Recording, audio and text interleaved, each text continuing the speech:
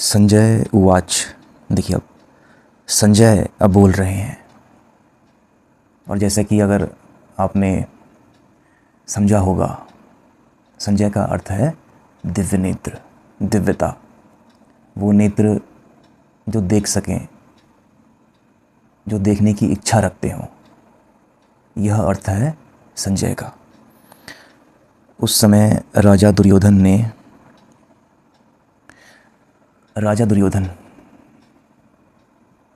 क्या अर्थ है इसका?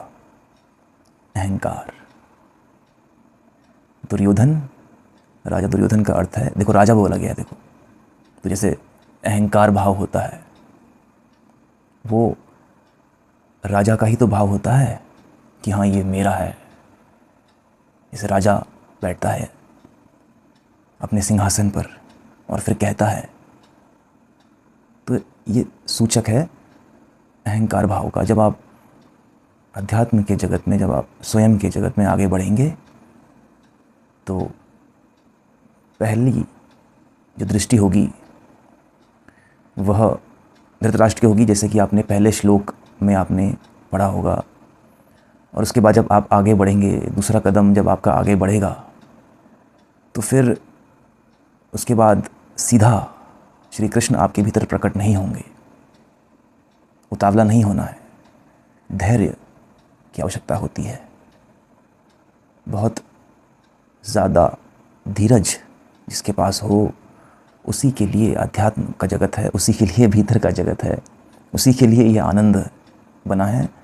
वरना तो दुनिया में बहुत काम है, दुनिया में और भी बहुत सारे क्षेत्र हैं, आप वहाँ जाइए।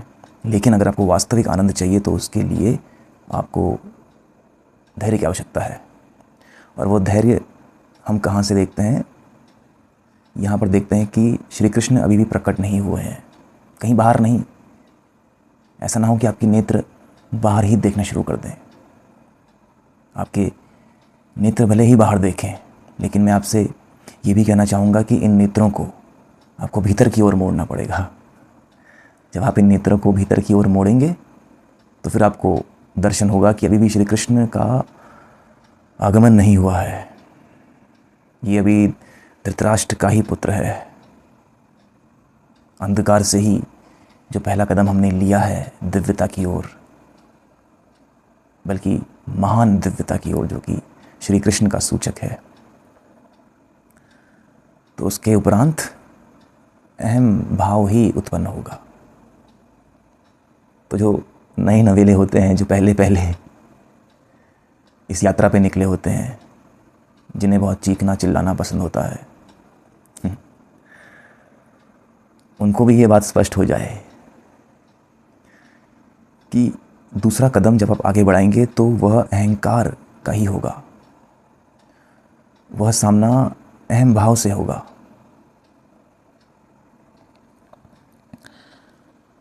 व्यूहचर नायुक्त पांडवों की सेना को देखकर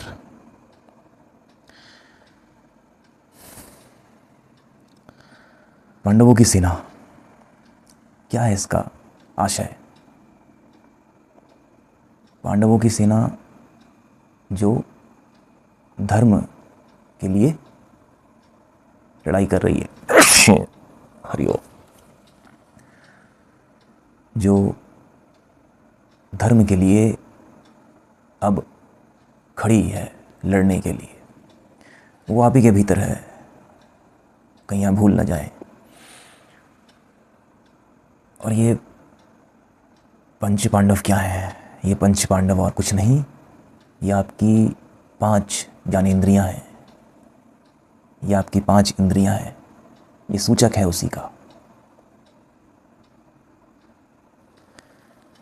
पांडवों की सेना, तो जो ये आपकी 5 इंद्रियां हैं, ये आपके जो आँख है, ये आपकी नाक है, ये आपका मुख है, ये आपकी जिह्वा है जो बोलती रहती है, ये आपके कान है जो सुनते रहते हैं, ये आपकी सेना है। ये बड़ी महत्वपूर्ण सेना है कि आप क्या सुनते हैं, आप क्या देखते हैं, आप क्या बोलते हैं और कितना बोलते हैं। बल्कि कितना बोलते हैं वो तो बात की बात है, महत्वपूर्ण बात यह है कि आप क्या बोलते हैं और क्यों बोलते हैं। ये जिज्ञासा भी आप साथ में बनाए रखिए, लेकिन उससे पहले हमें यह स्पष्ट हो जाए कि पांडवों की सेना का क्या अर्थ है। पांडवों की सेना का सिर्फ इतना सा ही अर्थ है कि जो हमारी पंच इंद्रियाँ हैं ये हमेशा ऐसे युद्ध ही इनमें चलता रहता है। आप कभी सड़क पे चलिए तो आप देखिए कैसे लोग घूरते रहते हैं एक दूसरे को, देखा आपने? आप जा रहे हैं, कोई किसी को देख रहा है, कोई किसी को देख रहा है, तो वो क्या सूचक है? वो इसी बात का सूचक है कि आंखें बेचारी युद्ध में तत्पर हैं। फिर आप देखते हैं कि आप निकलिए अपने गली चौराहों से, आप बाहर निकलिए, आप देखते हैं कि कैसे इंसान कुछ भी बकवास किए जा रहा है। माफ़ करिए, बकवासी तो है वो कि अरे उसका क्या हो गया, वो पड़ोसी में क्या हुआ, यहाँ क्या हुआ। चलो मैं मानता हूँ कि कुछ अहम मुद्दे होते हैं, यहाँ की महंगाई बढ़ रही है या ये सब हो रहा है, इन्फ्लेशन हो रहा है और बहुत सी समस्याएं होती हैं, लेकिन तुम्हारे बोलने से वो हल हो जाएंगी क्या? तो क्यों उनके बारे में बात करते हो? उनके बारे में बात करनी है तो जाओ पार्लियामेंट में, लेकिन नहीं, ये बात को कहाँ समझेंगे। ये तो लगे रहेंगे इसकी चुगली करने में, उसकी चुगली करने में। उन्होंने शांति का भी भाव अपने भीतर महसूस नहीं किया है ना, तो वो नहीं समझ आएगा। क्योंकि देखो, समझ क्यों नहीं आएगा?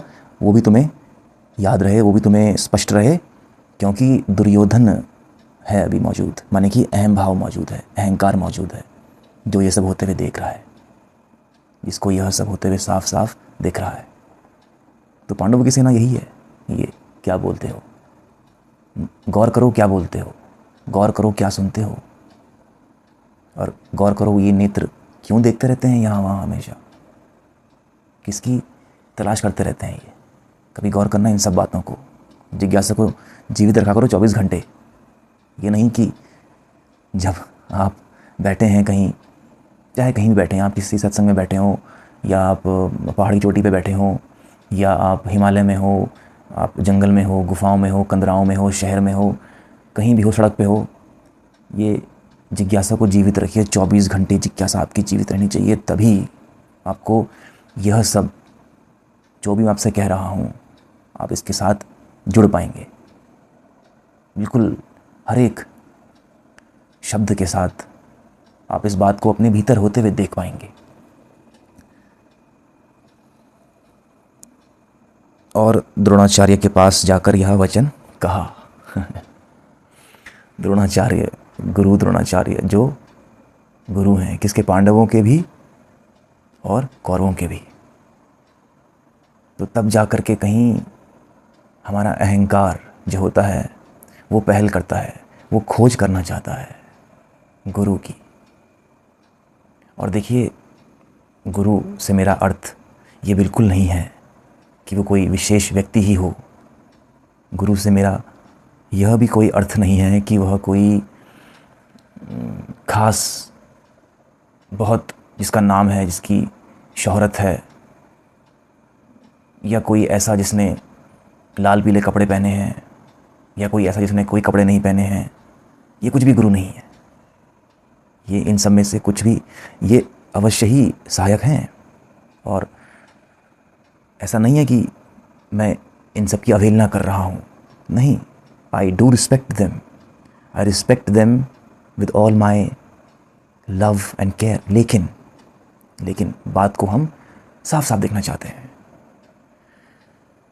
तो द्रोणाचार्य जो हैं वो गुरु के सूचक हैं, हमने आपसे कहा। और अब हम जिज्ञासा कर रहे हैं कि गुरु से क्या आशय है हमारा।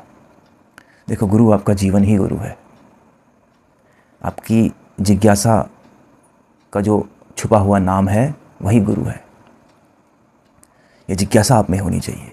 जिज्ञासा ही गुरु है, और वहीं से आप शुरू होंगे। वहीं से आपकी यात्रा शुरू होगी। उनके पास जाकर वचन कहा, तब जाकर के हम जाते हैं अपने भीतर, तब जाकर के हम अपने जीवन में झांकते हैं कि अरे चल क्या रहा है, अरे जीवन में हो क्या रहा है। तब जाकर के हमारी जिज्ञासा प्रबल होती है, गहरी होती है, साफ होती है। लेकिन उससे पहले पांडवों की सेना को भी साफ साफ देखना है। पांडवों की सेना से अगर आप भूले नहीं हैं तो जो आप सुन रहे हैं, क्या सुन रहे हैं, क्या बोल रहे हैं, क्या आप स्पर्श करते हैं आँखों के माध्यम से, लेकिन महत्वपूर्ण चीज़ तो वैसे यही होती है, बोलना और सुनना और देखना। बाकी जो दो बचे हुए युद्ध के क्षेत्र हैं कि वो आप क्या सूंघते हैं, कि आपको किसकी खुशबू आती है, क्या आपको संजय जो सूचक है दिव्यता, क्या आपको उसकी सुगंध आती है, नहीं आती है। और